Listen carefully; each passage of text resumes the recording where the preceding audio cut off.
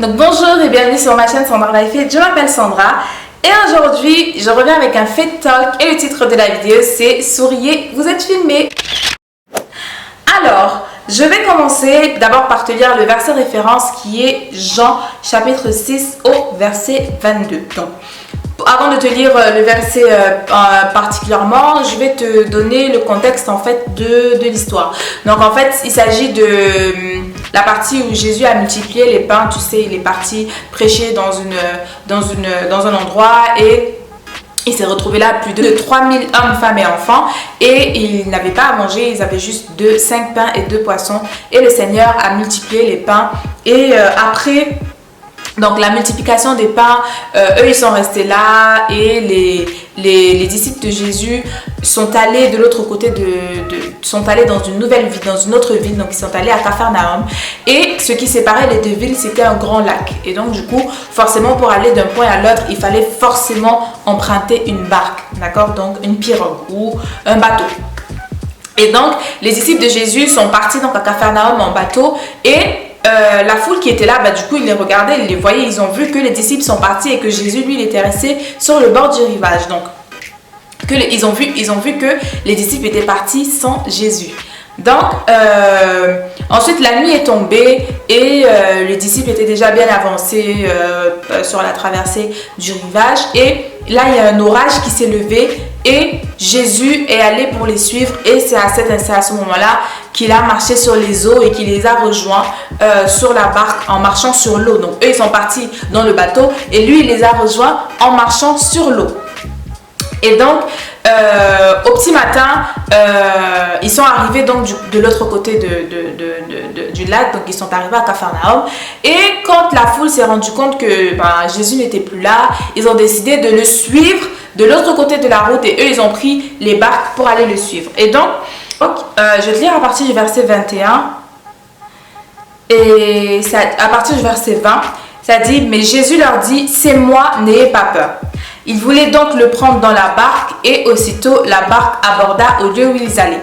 Verset 22, la foule qui était restée de l'autre côté de la mer avait remarqué qu'il ne se trouvait là qu'une seule barque et que Jésus n'était pas monté dans cette barque avec ses disciples, mais qu'ils étaient partis seuls. Et moi, quand j'étudiais le livre de Jean et je me suis arrêtée sur ce passage qui dit « La foule avait remarqué ». Et c'est donc ce qui m'a inspiré cette vidéo. La foule avait remarqué. Tu sais, on vit nos vies chrétiennes et tu sais des fois ou la plupart du temps même on va se dire que nous ce qui nous intéresse, tout ce qui nous intéresse c'est vivre notre vie pour plaire à Dieu, vivre notre vie pour que Dieu soit content de nous, vivre notre vie pour ressembler à Jésus, en tout cas pour ceux qui ont cette ambition là, parce que tous les chrétiens n'ont pas forcément l'ambition de ressembler à Jésus et ça se posait la question d'ailleurs pourquoi ils s'appellent chrétiens, mais bon, donc ceux qui ont vraiment cette ambition là de vivre comme Jésus, de ressembler à Jésus, d'aimer comme lui, etc., eux ce qui les intéresse c'est juste vivre tout simplement leur vie pour pouvoir plaire à Dieu, d'accord? Et ce à quoi on ne pense pas souvent, ou très généralement en tout cas pour ceux qui vivent vraiment sincèrement dans leur cœur pour Dieu, on ne pense pas forcément à vivre de manière à ce que les gens vont nous voir, vivre de manière à ce que les gens vont remarquer, vivre de manière à ce que on va prouver aux gens. Donc forcément, en fait, les faits et gestes qu'on peut avoir ne sont pas forcément calculés dans le sens où les gens vont me voir, les gens vont remarquer. On ne vit pas avec la conscience que les gens nous regardent. Voilà, c'est ça. On ne vit pas avec la conscience que les gens nous regardent, mais on vit avec la conscience que Dieu nous regarde. Mais ce n'est pas parce qu'on ne vit pas avec cette conscience-là que les gens ne regardent pas. Parce que la Bible dit, la foule avait remarqué. Donc ça veut dire que Jésus, il est là, il finit de faire ses miracles, il finit de leur donner à manger, etc. Et tous les gars, ils ont bien mangé et tout ça, nanana. Ils discutent entre eux. Mais ils discutent entre eux, mais en gardant un œil sur Jésus. En regardant, en observant ses faits et gestes, les siens, comme ceux de ses disciples. Et ils avaient remarqué qu'il y avait un seul bateau et que les disciples sont partis avec le bateau. Et que Jésus n'est pas parti avec eux, mais qu'il est bien arrivé de l'autre côté du rivage en même temps avec les disciples. Donc, comment est-ce qu'il a fait pour arriver de l'autre côté du rivage avec les disciples alors qu'ils n'étaient pas dans le bateau au moment où ils sont partis? Donc, Pour t'illustrer, dans cette vidéo, je vais te donner des choses des petits témoignages en fait de ma vie quotidienne, tout simplement. Tu sais qu'en ce moment, je travaille à nouveau de manière séculière et je travaille dans un bureau donc avec des personnes. Et le premier point, illustrer ils observent. Ça va illustrer la partie observatrice. Donc le premier point, c'est ils observent. Et donc, dans un échange avec des collègues, j'expliquais à une collègue musulmane que moi, je ne mange pas de porc parce que je n'aime pas le porc. Et de toute façon, de base, je n'aime pas la viande. Donc, et le porc, ça faisait très longtemps que je n'en mangeais pas. Depuis le pays, vraiment, le porc et moi, on n'a jamais été potes. Et donc, je disais, ouais, non, je ne mange pas de porc. Mais elle m'a pas forcément posé de questions parce qu'elles étaient deux. Et celle avec qui, il y en avait une avec qui je discutais, il y en avait une à côté. Celle avec qui je discutais s'appelle Sarah et c'est pas des vrais prénoms. J'ai juste changé les prénoms parce que voilà. Et donc je discute avec Sarah et il y a Barbara à côté qui écoute, tu vois. Et donc on discute. Et donc plus tard dans la semaine, quelques semaines passées, j'ai ma responsable qui organise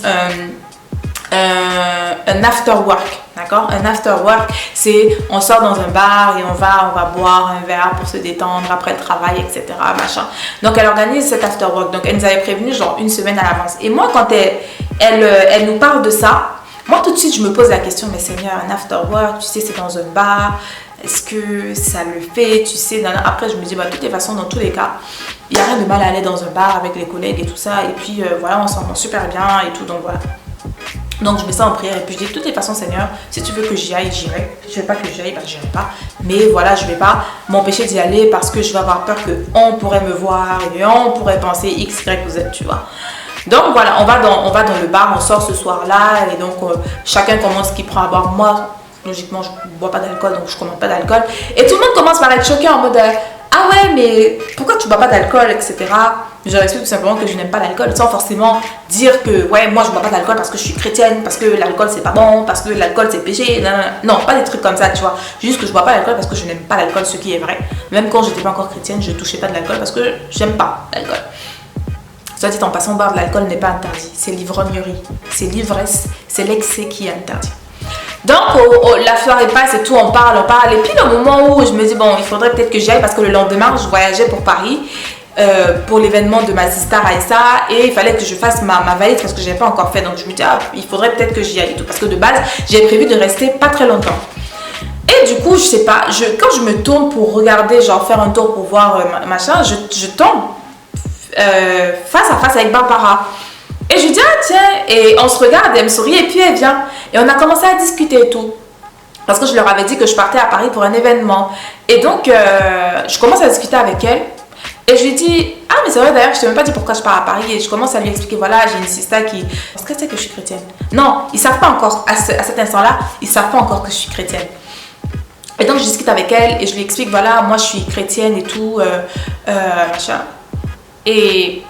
quand je lui dis, tu vois, l'événement, c'est donc ma sister qui est chrétienne qui organise parce que nous sommes chrétiennes. Elle dit, ah oui, je sais. Et je lui dis, mais comment tu sais? Comment tu sais que je suis chrétienne parce que moi, je ne te l'ai jamais dit? Elle me dit, parce que tu te souviens le jour où on parlait et que tu as dit un truc et je me suis dit, et Sarah, et quand tu as dit à Sarah que tu ne manges pas de porc et quand tu as demandé si tu es musulmane, tu as dit non, tu n'es pas musulmane, bah, j'ai su en fait que je me suis dit, pour vivre comme ça, enfin pour avoir de telles convictions et de telles positions aussi fortes et radicales, c'est que forcément je dois être chrétienne. Et je me dis, ah d'accord. Et là, je vais m'arrêter là pour cette partie-là parce que la deuxième partie de l'histoire, ça sera dans un autre contexte que je te raconterai. Et donc, je me dis, ah tiens, elle me dit, j'en ai déduit que tu es chrétienne par rapport à ce que tu cites à ça. Alors que, quand on était en train de discuter, elle ne donnait pas forcément l'air de s'intéresser à notre conversation. Elle ne donnait pas l'air de s'intéresser parce qu'elle travaillait, elle était sur son ordi et tout. Donc moi, je n'aurais pas pensé qu'elle était en train de forcément écouter activement notre conversation, tu vois. Et c'est là où je me suis dit, en fait, les gens autour de nous regardent. Les gens autour de nous observent. D'où l'importance de ne pas être des faux. D'où l'importance de ne pas faire des faux semblants. Genre, quand on est à l'église, on est les frères parfaits, on est des chrétiens, on lève les mains, on chante, on crie Alléluia, gloire à Dieu. Et quand on est dans la vie de tous les jours, bah on vit pas comme des chrétiens. Bah on ne vit pas, et j'ai bien dit on ne vit pas comme des chrétiens, parce que tu as beaucoup de personnes qui témoignent. Oh, Jésus est bon, Jésus t'aime, oh, la Bible dit, oh, c'est ça. Mais dans leur comportement, c'est tout à fait pareil que les comportements de ceux qui n'ont pas Christ. Donc, il faut savoir que, mon frère, ma soeur, c'est important de ne pas être faux. C'est important d'être vrai avec toi-même et de vivre ta vie par rapport avec la conscience que Christ t'observe, avec dire de plaire à Dieu plutôt que de plaire aux hommes, parce qu'en plaisant à Dieu, forcément tu impacteras les personnes autour de toi. Mais en étant hypocrite, en étant faux, la seule chose que tu arriveras à faire, c'est de repousser les gens et de faire en sorte que les gens refusent de croire en ton Dieu que tu dis de ta bouche, parce que tes œuvres n'ont rien à voir avec ce que tu déclares. Donc, le deuxième point, c'est donc il nous juge à ce que nous faisons. Donc, pour cette partie, je vais te raconter encore une autre histoire, toujours par rapport au bureau, etc. Qui, quand j'y ai réfléchi, je me suis vraiment rendu compte qu'effectivement, on reconnaît un arbre à ses fruits et que peu importe ce qu'on peut dire, déclarer, proclamer, les gens nous jugeront toujours en fonction de ce qu'on fait et non en fonction de ce qu'on dit. Donc, là où je travaille, sur mon lieu de travail, on n'a pas de parking aux alentours de l'entreprise. Donc le parking en fait de l'entreprise, les seules places de parking qu'on a sur le site même, c'est réservé à la direction et aux autres personnes qui ont des postes plus ou moins élevés, et parce qu'il n'y en a pas beaucoup. Et donc l'entreprise a mis à notre disposition un grand parking qui est genre à 5 minutes à pied de là où on est, mais ils ont mis en place une navette pour qu'on puisse facilement se déplacer pour aller récupérer nos voitures, etc. Et donc le parking, il est un peu excentré. Et la direction nous avait fait passer un mot comme quoi il fallait plus que... Et donc, ce qui fait qu'on a, en dehors donc de l'enceinte du lieu du site, il y a des places, il y a les voies en fait, si tu veux, les trottoirs, etc.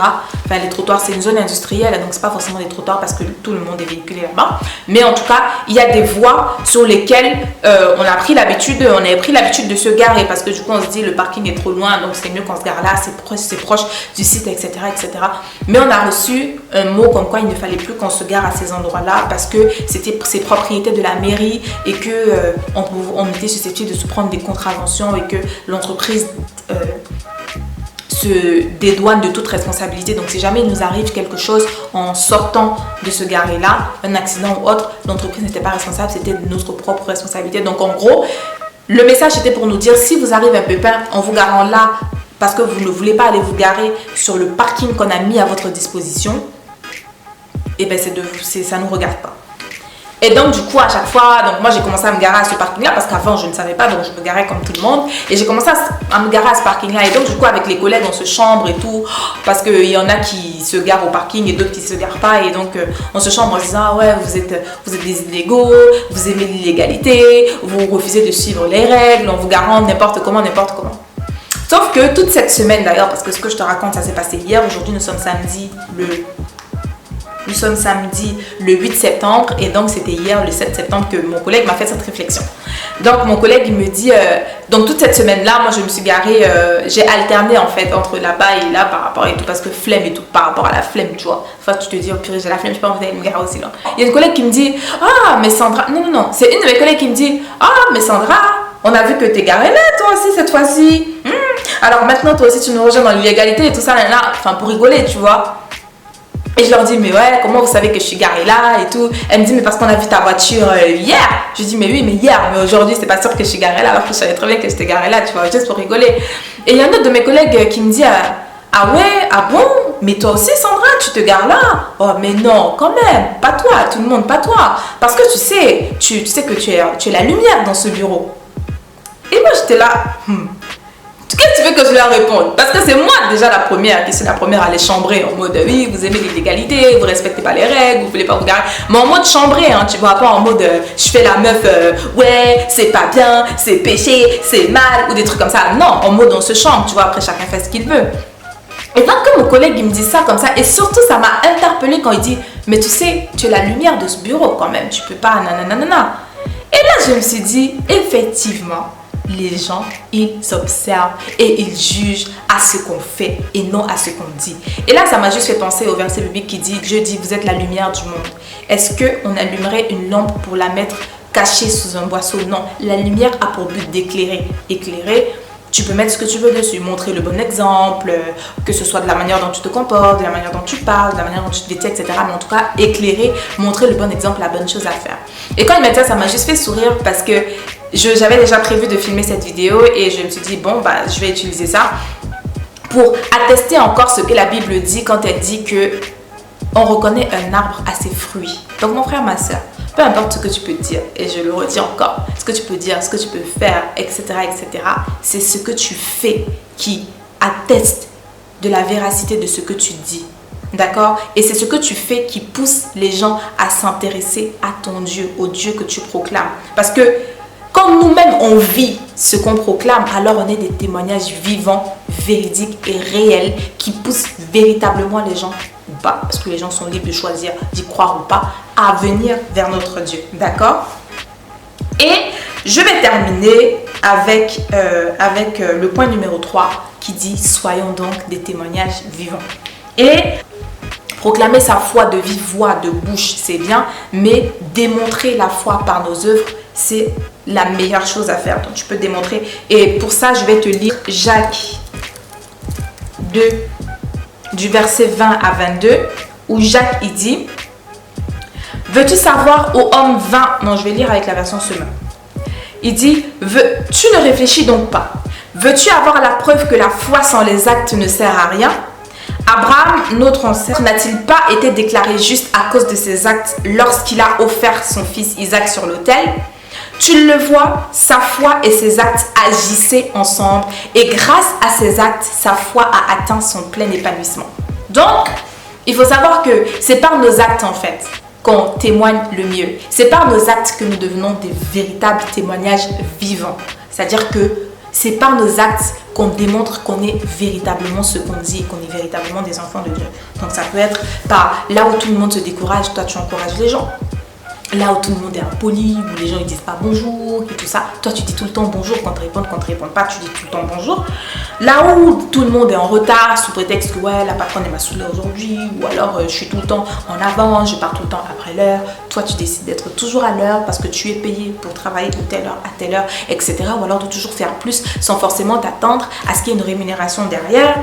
De tout le temps être serviable, de prier pour les gens. Parce que nous, des fois, tu vois, on va travailler dehors, on associe, voilà, prier pour tes collègues parce que tu sais que c'est aussi un service que tu rends à Dieu. Et tu vois, je ferai une toute autre vidéo aussi là-dessus pour expliquer que servir Dieu, ça ne s'arrête pas juste à le servir dans l'église locale. Servir Dieu, ça ne s'arrête pas juste à prêcher sur la chaire, à chanter à la chorale, à travailler à l'écodimo, etc. Non, servir Dieu, c'est mettre notre vie à son service dans notre vie de tous les jours. Et quand on prie pour nos collègues au bureau qui ne le connaissent pas, on sert aussi Dieu. Tu vois ce que je veux dire? Donc, soyons de véritables témoignages vivants et annonçons la bonne nouvelle de l'évangile au travers de notre vie au quotidien. Misons plus sur notre vie au quotidien, sur qui nous sommes, plutôt que sur ce que nous avons à dire. Je termine cette partie avec une autre histoire.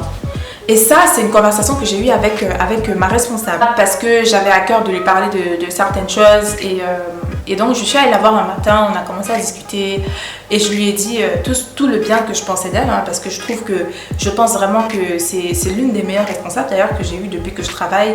Elle est jeune, ma responsable, donc et c'est quelqu'un qui, même s'il y a des jours forcément, comme avec toutes les relations que tu peux avoir avec les gens, où bah, il y a des choses qui passent, il y a des choses qui passent pas, où tu es saoulé ou autre, globalement, c'est quelqu'un qui fait vraiment beaucoup d'efforts et qui nous lead vraiment en tant que, qui est vraiment une bonne manager. Je trouve que c'est une bonne manager. Et ce jour-là, je lui ai fait part de toutes ces choses-là, en fait, que je pense. Et aussi parce que je trouve que c'est bien aussi d'encourager nos responsables, peu importe qui ils sont, que ce soit nos responsables spirituels, comme on nous rabâche honorer vos pères,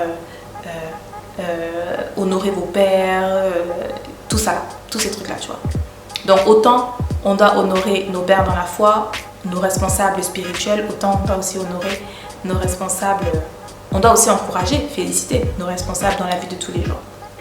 Donc moi je suis partie de ce principe-là et parce que c'est quelque chose que je pense vraiment, donc je lui ai dit tout ce que je l'ai encouragé dans ce sens-là, en lui disant voilà, je trouve que c'est ça. Et moi je ne m'attendais pas à ce qu'il y ait le retour qu'il y a eu en fait. Je ne m'attendais pas à ce qu'il y ait eu le retour qu'il y a eu.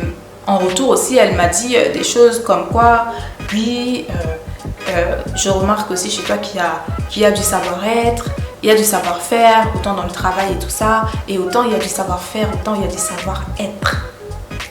Savoir-être, tout ce qui est savoir-être, tu vois.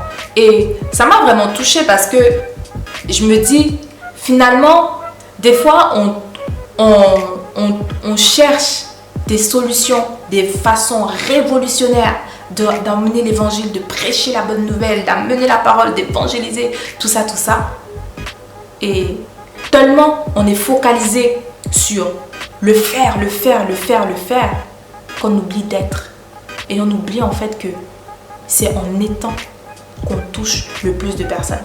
Je sais que j'aurais été répétitive dans cette vidéo, mais on ne peut pas faire plus simple.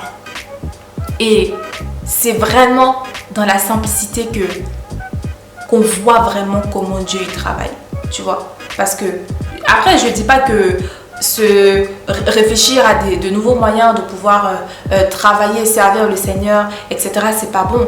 Mais je dis juste en fait que on doit plus être focalisé sur être nous-mêmes, ce qu'on dit, et laisser Dieu en fait être Dieu dans nos vies afin de pouvoir vivre comme il veut qu'on vive et pouvoir faire ce qu'il veut qu'on fasse. Donc, souriez parce que vous êtes filmés.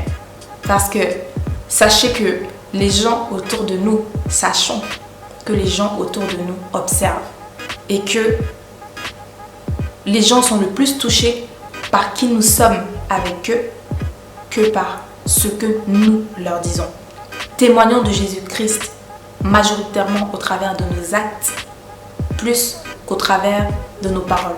Parce que une fois je disais à Raïssa, on discutait et je disais mais en fait je me rends compte que on peut dire à quelqu'un Jésus t'aime au travers d'un acte, en aimant quelqu'un, en encourageant quelqu'un là où tout le monde le décourage ou l'insulte ou le déteste, en aimant la personne. Cet acte d'amour est une façon non verbale, non vocale de dire, tu sais, Jésus t'aime. Parce que quand on devient chrétien, la Bible nous dit, ce n'est plus moi qui vis, c'est Christ qui vit en moi. Donc, c'est Christ qui est en moi qui me donne la capacité d'aimer la personne. Et c'est Christ en moi, au travers de moi, qui aime cette personne au travers de cette parole d'encouragement, au travers de cette parole de bénédiction, au travers de cette salutation, au travers tu vois, de cette bienveillance, etc. Donc, mettons vraiment plus l'accent sur nous, notre être, en construisant notre relation avec le Seigneur et en étant focalisé sur lui ressembler chaque jour davantage. Et c'est ainsi que on aura les fruits qui vont avec. Et la Bible est très claire. On reconnaît un arbre par ses fruits et on s'en délecte de ses fruits. Donc voilà, je conclue en disant que je ne parle pas ici d'être parfait. Je ne dis pas ici qu'il faut qu'on soit parfait, qu'on soit tout le temps clair, nickel, propre, qu'on fasse tout le temps les choses comme il faut les faire. Parce que la preuve, je t'ai dit, on est censé se garer au parking et on nous a dit qu'on ne devrait plus se garer sur la voie, sur la voirie. Mais moi aussi, ça m'arrive encore de me garer sur la voirie. Comme quoi, on n'est pas parfait. Il y a encore des moments où on fait des choses qu'on n'est pas censé faire, d'accord? Mais ce n'est pas une excuse, d'accord? Mais je dis juste que il ne s'agit pas de vouloir être parfait, de vouloir tout faire parfaitement pour que les gens voient qu'on est parfait et donc que ci, que ça. Mais non, mais de juste vraiment avoir un cœur sincère, de vivre pour Christ et de le laisser être Dieu et de le laisser être visible plus au travers de qui nous sommes que de ce que nous disons.